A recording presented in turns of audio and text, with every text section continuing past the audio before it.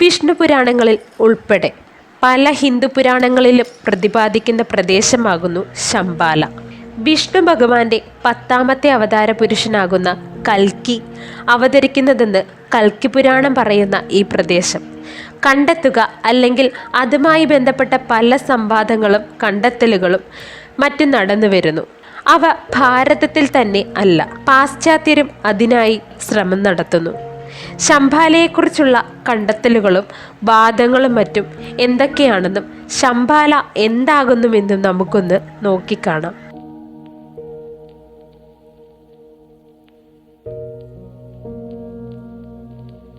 ഹിന്ദുമതത്തിൽ മാത്രമല്ല ബുദ്ധമതക്കാർക്കിടയിലും നിലനിൽക്കുന്ന ഒരു പ്രദേശമാകുന്നു ശംബാല.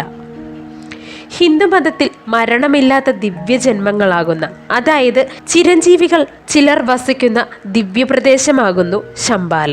മഹാവിഷ്ണു ഭഗവാന്റെ ദശാവതാരത്തിലെ 10ാമത്തെ അവതാരമാകുന്ന കൽക്കി പിറക്കുന്നതും ഈ പ്രദേശത്താകുന്നു എന്ന് കൽക്കി പുരാണം പറയുന്നു. ഹിമാലയത്തിന്റെ ഏതോ ഭാഗത്ത് കുടികൊള്ളുന്ന അദൃശ്യവും സ്വർഗം പോലെ ശോഭിക്കുന്നതുമായ പ്രദേശമാകുന്നു ഇത്. എന്നാൽ ബുദ്ധമതത്തിൽ ശംബാല എന്ന പ്രാചീന രാജവംശം കുടികൊള്ളുന്ന അദൃശ്യവും ദൈവികവുമായ ദിവ്യപ്രദേശമാകുന്നു ഇതെന്ന് വിശ്വസിക്കപ്പെടുന്നു. ഈ വിവരങ്ങൾ വിശദമാക്കുന്ന ഗ്രന്ഥമാകുന്നു ടിബറ്റൻ വിശ്വാസത്തിലുള്ള കാലചക്ര തന്ത്രം. ഇന്നത്തെ ഉത്തർപ്രദേശ് സംസ്ഥാനത്തിൽ സംഫാൽ എന്നൊരു പ്രദേശം നിലകൊള്ളുന്നു. അത് പ്രകാരം തന്നെ പല ചരിത്രാന്വേഷികളും ഈ പ്രദേശമാകുന്നുവോ പുരാണത്തിൽ പ്രതിപാദിക്കുന്ന ശംബാല അല്ലെങ്കിൽ മറ്റൊരിടം ആകുന്നുവോ എന്ന ഗവേഷണം ഇന്നും തുടരുന്നു. 11ാം നൂറ്റാണ്ടിലാവാം ബുദ്ധമത ഗ്രന്ഥത്തിൽ BC 159 മഞ്ജുരകോർത്തി എന്നൊരു രാജകുമാരൻ ജനിച്ചതായും പിൽക്കാലത്ത് മ്ലേച്ഛ എന്ന ഒരു രാജ്യം സ്ഥാപിച്ചതായും കൂടാതെ അവർ പ്രത്യേക ഒരു മതവിഭാഗക്കാർ ആയിത്തീർന്നുവെന്നും 500-ലധികം അനുയായികൾ ഉണ്ടായിരുന്ന ഈ മതസ്ഥർ യഥാക്രമം കൂടിക്കൂടി വരികയും അങ്ങനെ അവരിൽ ചിലർ സൂര്യഭഗവാനെ ആരാധിച്ചു. അതിനാൽ തന്നെ അവരെ അദ്ദേഹം നാടുകടത്തപ്പെട്ട ആളുകളുടെ എണ്ണം ഏകദേശം 20,000 പേര് ആകുന്നു. എന്നാൽ കുറച്ചു കാലങ്ങൾക്കിപ്പുറം പുറത്താക്കപ്പെട്ട ചിലരെ അദ്ദേഹം തിരികെ വിളിക്കുന്നു. എന്നാൽ ചിലർ തിരികെ പോകുകയും മറ്റു ചിലർ തിരികെ പോകാതെ ഇരിക്കുകയും ചെയ്യുന്നു. അങ്ങനെ വരുന്ന കുറേ മനുഷ്യർ ചേർന്ന് ഒരു രാജ്യം സ്ഥാപിക്കുന്നു. ആ രാജ്യമാകുന്നു ശംബാല. ലോകം യുദ്ധങ്ങളാലും അത്യാഗ്രഹങ്ങളാലും ക്ഷയിച്ചു പോകുമ്പോൾ, എല്ലാം നഷ്ടപ്പെട്ട് കഴിയുമ്പോൾ 25ാമത്തെ കൽക്കി രാജാവ് ശംബാലയിൽ പിറവികൊള്ളുകയും ധരണിയിൽ അധർമ്മത്തെ ഉന്മൂലനം ചെയ്ത് സത്യത്തിന് പിറവി നൽകുവാൻ ജനിക്കുമെന്നും കാലചക്രതന്ത്രം പ്രവചിക്കുന്നു. 2424-25 കാലഘട്ടങ്ങളിൽ കൂടാതെ ബുദ്ധന്റെ മരണശേഷം 5104 വർഷത്തിൽ ഇത് നടക്കുമെന്നും പ്രവചിക്കപ്പെട്ടിരിക്കുന്നു.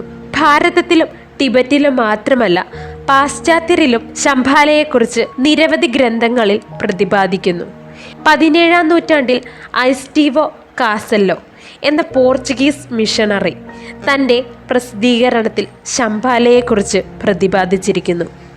കൂടാതെ 1833 ഹംഗേറിയൻ പണ്ഡിതൻ സാൻഡോർ കോസോമ ഭാരതത്തിന് വടക്കുള്ള അതിശക്തമായ രാജ്യം 45-നും 50-നും ഇടയിൽ വടക്കൻ അക്ഷാംശത്തിൽ എവിടെയോ സ്ഥിതി ചെയ്യുന്നുവെന്ന് എഴുതിയിരിക്കുന്നു തൻ്റെ ഗ്രന്ഥത്തിൽ.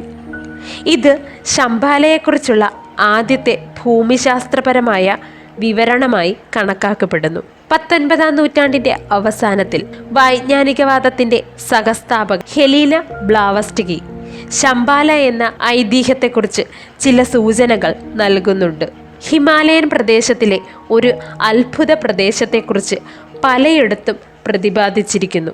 എന്നാൽ ഈ പ്രദേശത്തിന് വേണ്ടത്ര പ്രാധാന്യം നൽകപ്പെടുന്നില്ല എന്നും പറയുന്നു. ശംബാലയെ ലക്ഷ്യമാക്കിക്കൊണ്ട് ധാരാളം പര്യവേഷകർ ഗവേഷണം നടത്തിയിട്ടുണ്ട്.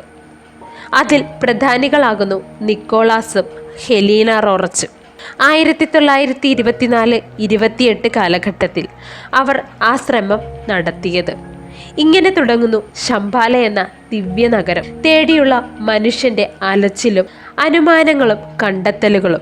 എന്നാൽ ഹിമവൽ സാനുക്കളിൽ തലയുയർത്തി നിൽക്കുന്ന ഭഗവാൻ പരമേശ്വരൻ കുടികൊള്ളുന്ന കൈലാസം മനുഷ്യന്റെ നേത്രങ്ങൾക്ക് മുൻപിൽ കാണാമെങ്കിലും അവിടേക്ക് ആർക്കും ഇന്ന് വരെ പ്രവേശിക്കാൻ കഴിഞ്ഞിട്ടില്ല. എന്ന് പറയും പോലെ ശംഭാല എന്ന അദൃശ്യ ഭൂമി ഹിമവൽ സാനുക്കളിൽ എവിടെയോ മനുഷ്യന്റെ കാഴ്ചയെ മറച്ചുകൊണ്ട് ചിന്തകൾക്ക് അതീതമായി നിലകൊള്ളുന്നു.